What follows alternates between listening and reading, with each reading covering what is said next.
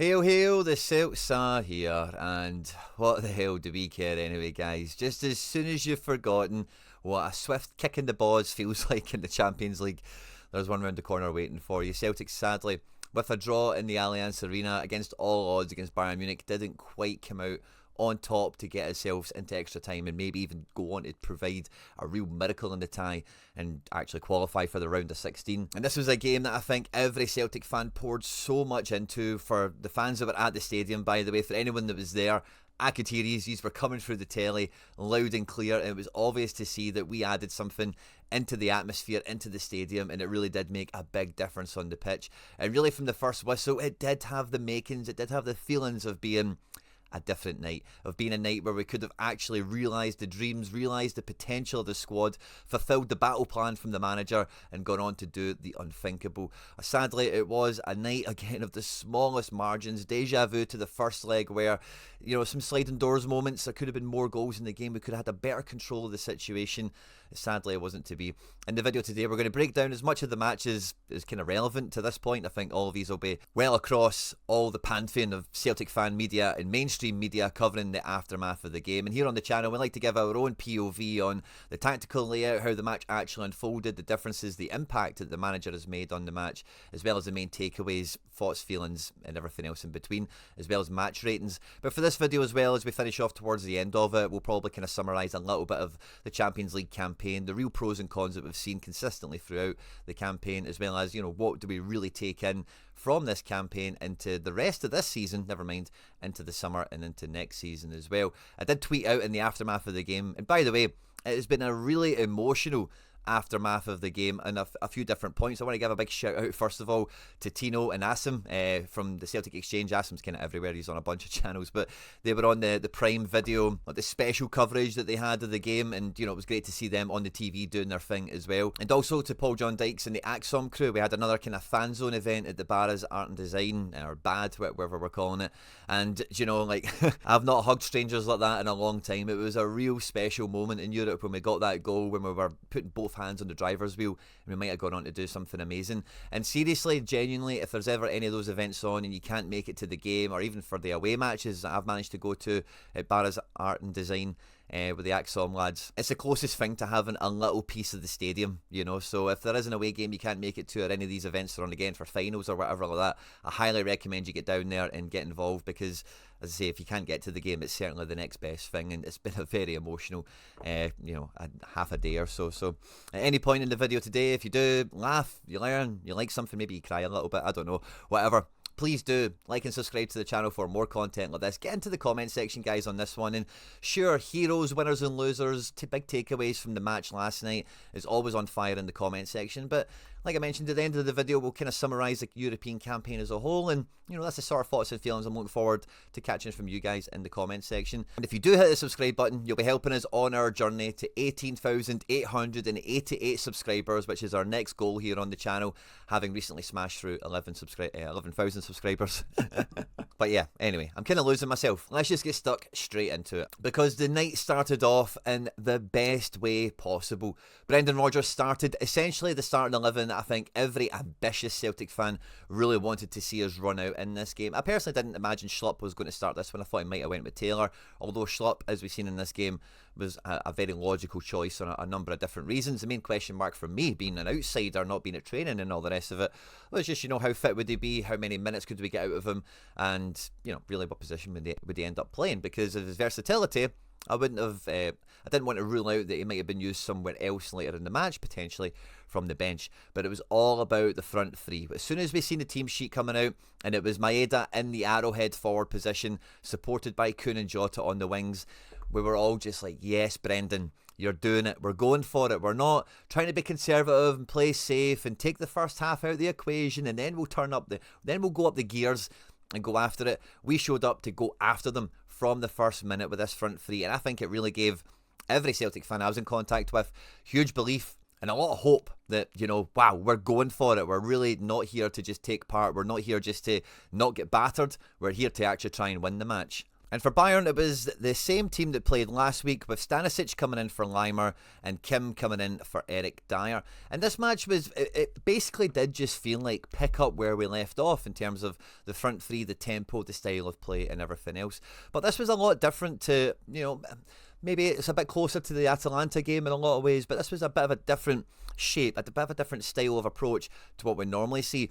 As the game started to roll out here, we did not really look like we were playing 4-3-3 or anything like that. It was much more of a 4-4-2 situation where Jota and Kuhn were firmly right mid and left mid, and McGregor and Engels were not quite holding hands, but very much shoulder to shoulder in terms of guarding the defence and making the midfield a lot tighter. With Hatate returning to this press support situation up here. But normally when we've seen Hatate in this role, it's either been alongside Kyogo, where there's a bit of pressing and then he'll jump back in here, or with Ida, where Ida's maybe off a bit and Hatate would be pushed forward a little bit more. But him and Maeda were much more of a front two whenever Bayern Munich had it in their own defensive third, whenever they were trying to play out from the back.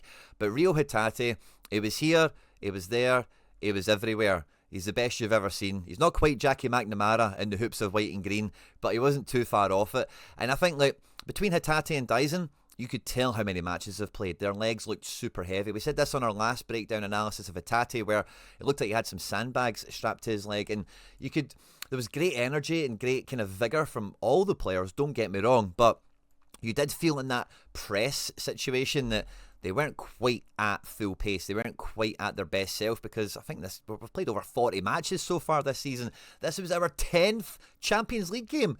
We have never played, excluding qualifiers, 10 Champions League games in a season. We had 2 Champions League games in January, which, again, if you you can't have it always. I'm very much happy with the format that we're currently in, but if you went back to the old format, there would have been no Champions League games in January, and if you got out of the group stage, now you would have played that kind of game. So those extra 2 matches, which were huge matches away at Villa Park, and obviously the must-win game at home with Young Boys, I just felt you could really see the miles in the legs, particularly with the press. Now, the press is one of the better things that we had in this game, don't get me wrong, and Daizen was really good at just putting the fear of God into these guys, with Hatate not too far behind to kind of help out. But that being said, I don't think we were primed physically as much as, I think Rob Brendan's did a great job of doing that. He's rotated the squad, managed the matches as well as he possibly can, and we love the depth that we've got domestically, but you really did feel that in parts of this game, I think there was 10 minutes at the beginning of the second half, and we'll maybe come to that later on, where, again, it seemed a little bit leg, and he had to get that second wind back up before we started to go and really push on with them. But this kind of 4-4-2 situation that we found ourselves in for quite a long time, we would see Jota really, really deep, we would see Kuhn really, really deep, and in between McGregor and Engels, they were really mobile. And they were, very good at shutting the ball off whatever side of the pitch it was on. And as soon as either one of them were getting on the ball, honestly, they were absolutely fantastic. I've been one of McGregor's biggest critics in this central defensive midfield position for being caught out defensively and not engaging the opponent enough. And McGregor was exemplary in this game. It was highlighted really in that first half, one of the first sequences of play, where he robs the ball in this area of the pitch and he goes for a run. He takes a shot, obviously he kind of just misses it, it doesn't go very far, but McGregor had a complete performance. He won the ball, he affected play, not just with when he got on the ball, trying to zip it into space, or just making sure we retain possession, we use possession wisely. And Arne Engels was very, very similar, but Engels over the last couple of games has shown everyone what a Rolls Royce midfielder he is capable of becoming, because alongside the likes of Goretzka and Kimmich, and Musiala, he was definitely of the level to be competing with these guys. Obviously a former Bundesliga player, so he's maybe not quite got that same fear factor kind of coming into this as maybe some of the other players, but his range of passing, his decision making throughout this game was a huge outlet for us to get into space, turn the Bayern Munich defence, and get the likes of Daizen, get the likes of Kuhn and Jota whenever these guys were bursting away into space to go and create some havoc and go create some goal scoring opportunities. Schlupp was a big talking point coming into this game, because like we kind of realised ourselves kind of live and recording for the channel, if you go back and look at the first leg of the Bayern Munich game, the preview, Schlupp and Elise used to play together, and there's a wee bit of familiarity there. And if you know the guy's like go-to tricks, then he's not got that in his arsenal, and maybe you can get a little bit out of that. And I thought Big Schluppy did great at the weekend, did great in this game, and it was good to see that, that defence was brilliant. I thought Trusty, Vickers, Schlupp, and we'll talk about Alistair Johnston in a bit more detail in a moment, was fantastic. Really, none of these guys got much away from them. Kane had a shot from out here. They hit the post and stuff like that as well. They did get some shots away on us. And if you look at the statistics, it does look like Bayern got lots of shots away and they really dominated the match. But again, it's one of those games where if you were just to look at the statistics, you're not going to get an accurate representation of what actually happened. Vickers, Trusty, AJ, Schlupp, they were putting their bodies on the line. They were taking no prisoners. And even that, when the ball would come into midfield for maybe like a Jota, a Kuhn, Engels, or Hatate, McGregor, nobody did anything stupid. Nobody wasted the ball. Yeah, sometimes we would maybe try and clip the ball from these areas here out into this little pocket or into these little areas where maybe a forward or maybe a winger would be trying to run onto it, and maybe they'd be second best for it. Maybe the ball wouldn't be perfect. And, you know, that's nothing really to be levied against anyone in particular for their distribution. Overall, like, there was just no mistakes. There was just no error. Everyone was so cool, calm and collected, stuck to their guns, stuck to the game plan, and it gave us more and more hope as the game went on. And Bayern Munich had some opportunities in this game where they were really setting themselves up into their shape, and, you know, we weren't like pressing them on their defensive line. I've heard a lot of stuff being made about that, like Martin O'Neill and all the rest of it at full time. But I really did feel it was long stages of this match where we weren't really looking to press them in this kind of area at all, where we're just kind of taking it back a little bit and we would wait for the ball to get into this kind of zone before engaging the press, and that just gave us a bit more space to then kind of counter and break into. But by doing that, we really killed so much of the space in and behind us, because when you do go all the way up here to press, like we've said a number of times on the channel, space doesn't disappear, it just moves. So if we're going to kill all the space up here, then all the space becomes in this area, and that's when sometimes you can get caught out, because these guys then, I know Hatate would have been up a bit higher of course, but then all these guys need to come into this zone, then the space comes into here, and this has been a kill zone for us, this is where we've been slaughtered. Then that needs your defence to come up, and then that means all the space is in and in behind them, and then again that's another kill zone where we've been done. But we never gave away any space like this at all. We were really compact in the most positive way possible. It wasn't a negative tactic, or it wasn't just, you know, backs to the wall, park the bus. It was get into an effective area of the pitch, let it come into someone like Goretzka, Kimmich, Guerrero, Stanisic, and then go and hunt them and go and try and make them work. And if they can then be playing the ball back the way to Upamecano, to Kim Min-jae, to Neuer, then that's when we can go and engage. That's when we can go and send to Tate and Daizen to chase those balls. And you really seen it for the first goal, how that kind of panned out. And it just felt like a super smart tactic. It just felt that we were really on our game. And really, to a man, nobody put a foot wrong in this. It was really pleasing for me to see Jota in this game really stand up, because Jota, as much as we love him and we know how amazing he's been, going to Saudi Arabia and being deemed not good enough to play for a team in Saudi Arabia, where they've only got like 3 or 4 non-native players in the squad, it's got to be a huge kick in the gut for him. And then to go to Rennes, kind of break into the team, they change manager a bunch of times or whatever, and then he's bombed out. He's got a lot to prove, and I felt that Jota really did show to himself, to the footballing world, to Celtic fans. It wasn't a huge kind of, you know, coming of age moment or anything. I think we know Jota has this in him. But it was great validation for Jota, for the fans, for the club or whatever, because he was taking Stanisic to town. Anytime Jota got on the ball, he was dancing, he was jinking, he was jiving, he was getting up the line. And again, he wasn't doing anything daft. Not that Jota has that in his game, but he was being effective, and there was so many more moments where it could have just about came off. The chance for Kuhn, obviously. I think Kuhn did great in this chance, because his primary focus is just beat the keeper, because the goal mouth is empty at that point. And generally, if you can put enough pace on the ball, beating the keeper should be enough. But sadly, after Jota makes that great space, turns Stanisic inside out and sends him to the shop, Kuhn beats the keeper, but Rafa Guerrero, with a goal line clearance, just kind of saving their blushes from that. Never mind the chance for Daizen that gets flashed across the front of goal. And 1 or 2 of the other chances that we had in the first half that really did put the fear into them. And like I was saying in all the previews, Upamecano and Kim Min-jae are physical specimens, but when it comes to football, they are far from perfect, and Bayern Munich fans don't, you know, they're not completely in love with their defence. There is a rick in them, there is an error to be had. We've seen that a little bit in the first leg with Upamecano potentially giving away a penalty that was never given away. And I thought we did great, really. I can't say that enough. It just being 11 men versus 11 men, not giving them that superiority complex, not allowing them to impose that on the match, and us just really getting in amongst them and just making it really difficult, because Goretzka was starting to fire forward and be an extra forward.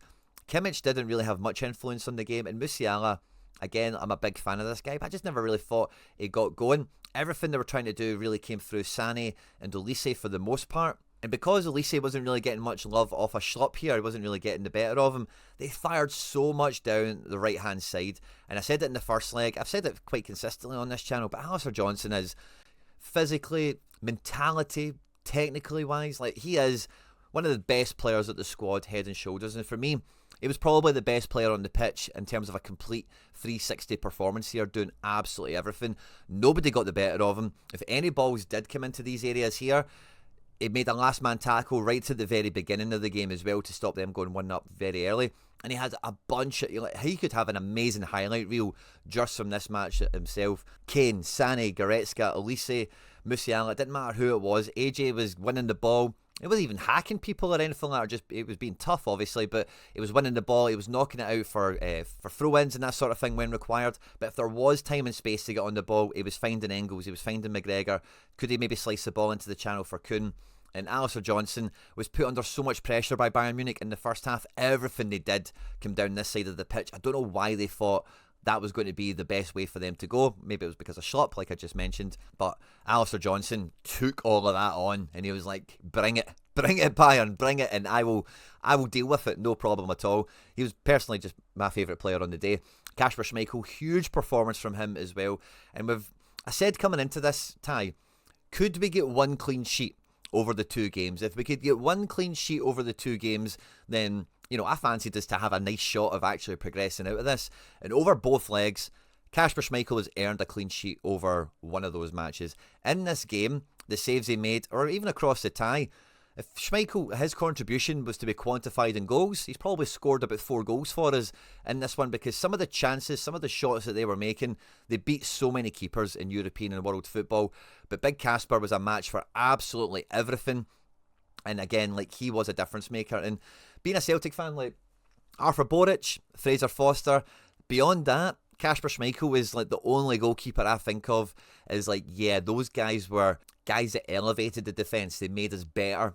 Craig Gordon and fucking Rab Douglas and one or two other ones, yeah, they were good keepers, they were fine or whatever, but in European nights, normally when this kind of result happens, you're normally looking at the keeper, Rab Douglas's and Craig Gordon's and whatever, and thinking, oh, how has that happened?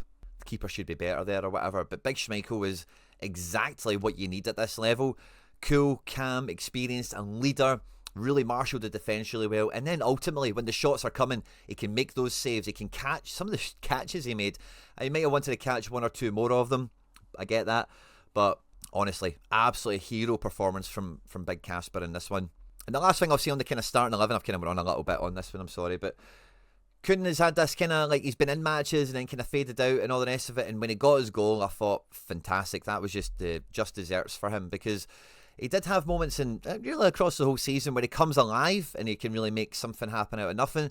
But there has been this kind of thing levied at him where he has kind of disappeared in some matches. There may be a bit of a fitness thing because he has wrestled with some injuries. But I was super happy to see that he did get the goal. And what a finish it was, by the way. This is a Champions League level move that we've had here, where Daizen is getting in amongst the press, really causing some havoc. The ball then comes to Kuhn, and he just knows what to do with it. Just slide it past the keeper, beat the keeper. There's an empty net there, and off we go. We're in control. And to be honest with you, I don't really have too much to say about Bayern. If we look at the match ratings for the game itself, it took me a while to realise on the night, but Harry Kane came off at half-time injured. They brought on Kingsley Coman, who Coman actually had a pretty good match in this one. He was quite effective from the bench. And then as we went 1-0 up, they've made a double substitution. They've brought off Guerrero and Gnabry and brought on Sané and the eventual equalising goal scorer Alphonso Davies.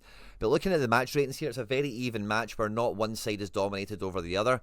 And I don't think the statistics overly reflect really the performance some of our guys put in particular the midfield three, who all clocked in 90 minutes in this game. And I do feel the bench is really what has stopped us. I wouldn't say held us back or let us down, but stopped us finding a better result across both games here.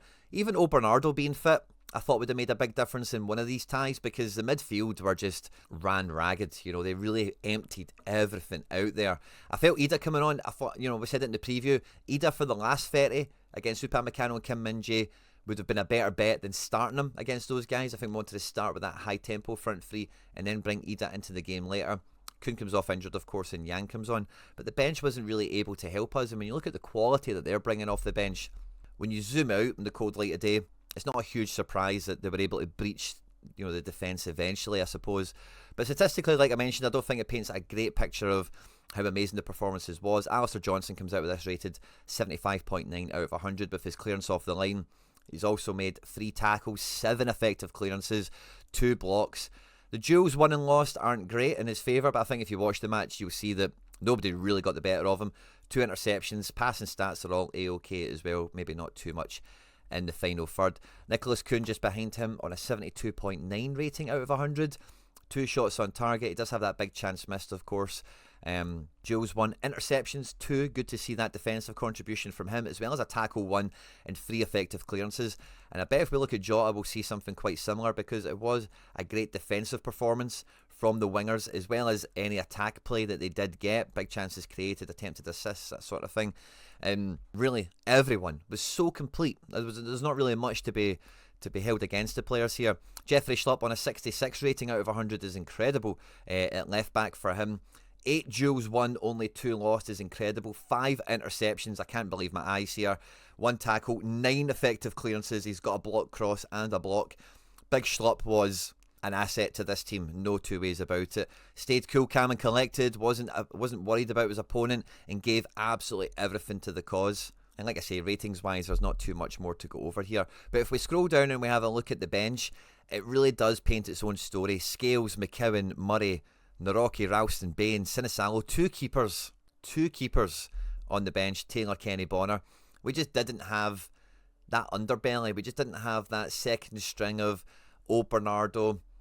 Another forward, if you can imagine, we did replace Kyogo, someone of another level to come on. Even on top of Yang, replace the front three entirely and really re-energise the attack line to make sure that they cannot commit as many bodies forward, because when Ida's came on and when Yang's came on, the main thing for them has been, not defending necessarily, but we didn't really see Yang break away too often. 3 duels won from him out of 2 lost, which is really good. Didn't really do too much. He won a foul, but we didn't really see them really affect the final third. It was more in our half, and it just feels a little bit like opportunity missed. The statistics make it look like Bayern were all over us. 5 big chances, 23 shots versus our 5. Ball touches, duels, 1 percentages, and all the rest of it.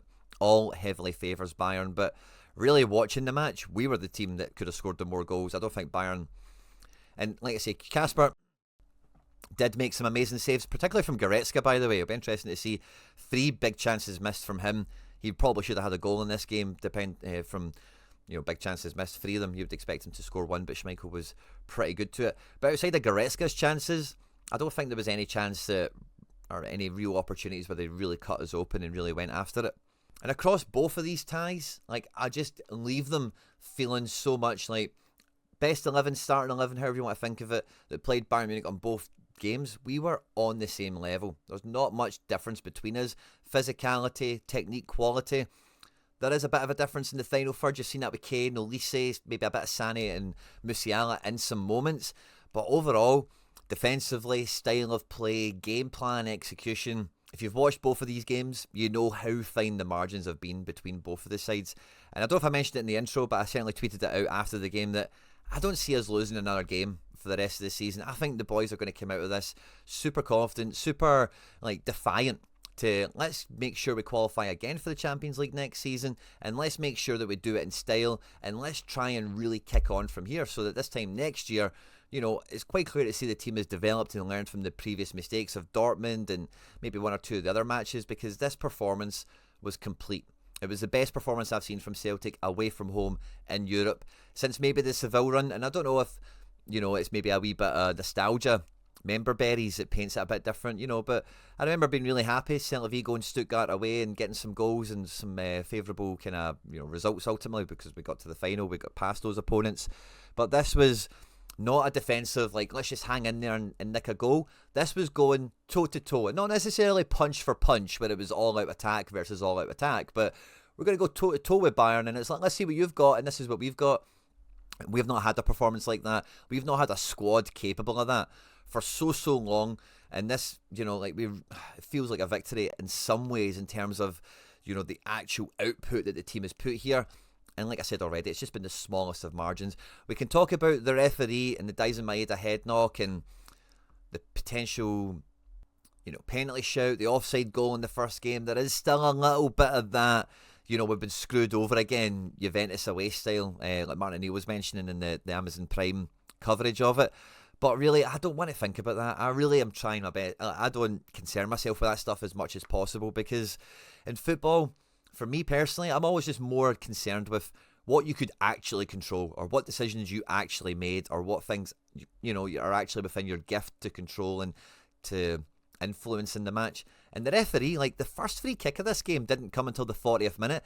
The ref did let a lot go. And yeah, we might feel a little bit like, oh, he didn't give us anything. But really, there was like, how many, do we have the statistics here? How many free kicks were actually in the game? It says 9 fouls for us, 2 for them. And I think all of that would have been in the second half. They had a free kick or 2 on the edge of our box. And it was, all the fouls really came second half. The ref let a lot away. Even once or twice when they were down in our box, he was just saying, get up. And so I really don't want to talk about that, to be honest with you. And fair, it's a fair talking point. It's just not my bag, personally. And boys and girls, I can't say this enough. In the kind of summary of the Champions League campaign, where the squad is at, etc., there's maybe a little bit of this to clean up since the last time we've been on this board. But I honestly just think we're going to be so much better next year. Like, Greg Taylor isn't going to be at the club anymore. This is going to be Tierney. And if you can put Tierney into this game, we probably don't concede that goal from the first half, the first leg against Ulisse for a start. He's another one of us. He's another fan on the pitch alongside McGregor. I think that's a real level up maker. I still can't decide what the actual best front three is going to be now, so there's still like a 12-man situation here, so apologies for that. But if Bernardo was fit for this one, I don't know why McKeown hasn't been trusted in these Bayern Munich games. Maybe Brendan doesn't think he's quite ready yet. But another forward into this equation here. Maybe Kenny goes back out on loan, maybe Yang moves on. Forrest will be back fit, of course, and one of these guys can be, a good forward off the bench. But once we've got another forward actually in the mix here, probably another midfielder needs to come into play as well over the summer. And after this performance, can we sign Schlupp? Can we sign him to be cover for Tierney? I would not be against that as a one-season kind of stopgap thing, because of his age and stuff like that. It's not a long-term solution as cover for Tierney. But it feels like in the immediate term, like, we are really set, even with the Tierney addition, to get a lot better. And it means then the signings that we need to make in the summer, another forward and another midfielder. Like, please, can we spend like 20 million quid on those 2 players? It would make a huge difference to me to think that that's the level of acquisition we're going to be making, alongside Engels, alongside Ida, alongside Jota, who cost a few quid, obviously, to return to us, and really just further enhance this levelling up. Celtic are firmly now a Champions League club. Like I said earlier on in the Champions League coverage that we've had here on the channel, if we can get into the top 24, 4 seasons out of 5, 3 seasons out of 5 as a kind of average for the foreseeable future, this is going to be normal for us, playing 10 Champions League games a season. We want to get to the stage where we're playing 12 Champions League games every other season. That's not an unheard of occurrence, And once you get into that frame, once you get into that mould, really anything can happen. And I've got a really firm belief that that's what Brendan Rodgers wants, and that's what we can recruit players on now, is being a Champions League club. I said this when I was on the Overlap. The episode came out a few days ago now. The second appearance I've had on it, it was with a transfer agent, a transfer lawyer. I'm one of the last questions on it. It's all timestamped, so you can go and check out if you want to. I think in this new format of the Champions League, being a Champions League club, in terms of prestige and, your ability to attract the best players in European and world football, is going to become quite on par with the Premier League, because the Premier League is where everyone wants to play. It's the big money, it's the biggest league in the world and all that caper, right? But so many Champions League players go to Nottingham Forest, Brighton, Bournemouth, Wolves, teams like this, which are nice clubs. I have a lot of fun watching them play football once in a while and all the rest of it. But you want to see some of those Champions League players at some Champions League squads, and this really feels like 1,000% this tournament has been a line in the sand. Brendan's talked about restoring our image, restoring pride, restoring our credibility in the tournament. And really, I think we're 2 decent signings away, and we could have took Bayern to the cleaners. We could get top 24, maybe even top 8, depending on the fixture list. It's very fixture sensitive, it feels like, this new Champions League format, which is why I say 4 out of 5, 3 out of 5, because if you do get the raw end of the fixture list, really there might be not much you can do about it in terms of getting the required points to qualify. And I am praying to God we're using those rosary beads again. We're getting the rosary beads out. We want Brendan to sign a new contract. We want Brendan to have the promise from the board that this is the path we're all going down together. Brendan can be here for as long as, you know, everyone's happy for him to stay here, everything's progressing and doing well, and we can make some huge progress on top of this, some huge inroads, and really become a European force again. I hope you've enjoyed this one, guys. I've tried to keep this video a bit coherent, but there's been a few things I've wanted to touch on, and I've maybe went down a few different tangents and whatever. So thanks to everyone that has stuck through the video. It really does mean a lot to me. Make sure to get into the comment section and let me know your thoughts and feelings, your big takeaways. And one thing I'll say, if you're listening to this at this stage of the video and you do like to get involved in the comment section, see if you're directly referencing something I'm saying in the video. If you can look at the timestamp, you can put that in the comment, and it just means anyone else that sees your comment knows exactly what part of it you're talking about, maybe me as well, and it just helps conversation kind of unroll from there. So feel free to timestamp comments on the channel, just makes conversation a bit more. You don't need to explain yourself like, oh no, I was talking about this or whatever. I look forward to catching the comments on this one. Please do hit subscribe for more content like this. Hit the like button if you enjoyed the video, of course. On screen and now some other stuff that we've made that YouTube thinks you might enjoy. I hope we can be happy in the aftermath of this game. Hopefully the videos maybe helped you a little bit, I don't know. Hail, hail, and mon the hoops.